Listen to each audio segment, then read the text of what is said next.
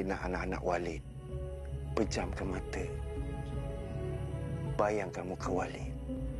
Penayangan film berjudul Bid'ah di Malaysia mengundang reaksi keras dari berbagai kalangan. Salah satunya datang dari Laskar Aswaja Aceh. Organisasi keagamaan ini secara terbuka menyatakan penolakannya terhadap film tersebut karena dinilai menyebarkan pemahaman yang keliru tentang ajaran Islam dan bisa menyesatkan umat.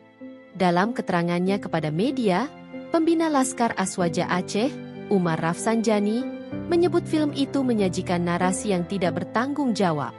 Menurutnya, penyampaian konsep bid'ah dalam film itu justru semakin memperkeruh pemahaman masyarakat tentang ajaran Islam yang sebenarnya.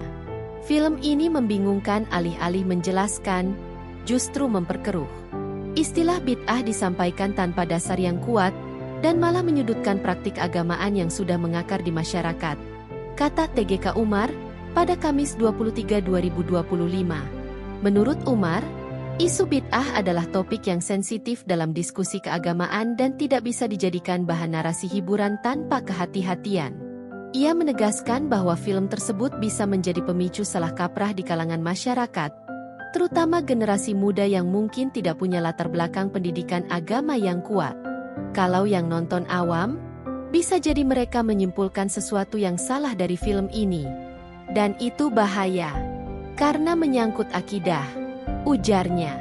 Ia juga menyampaikan keprihatinannya terhadap proses penyaringan film tersebut.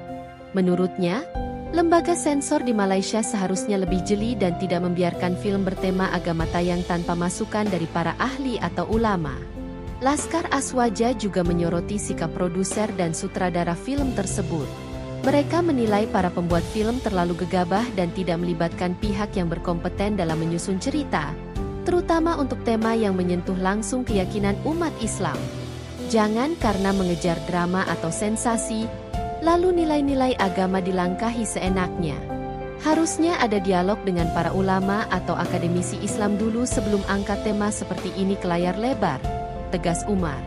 Ia menilai, jika pembuat film ingin mengangkat tema Islam, maka pendekatannya harus tepat dan penuh tanggung jawab. Narasi yang dibangun harus memperkuat keimanan dan keilmuan, bukan sebaliknya.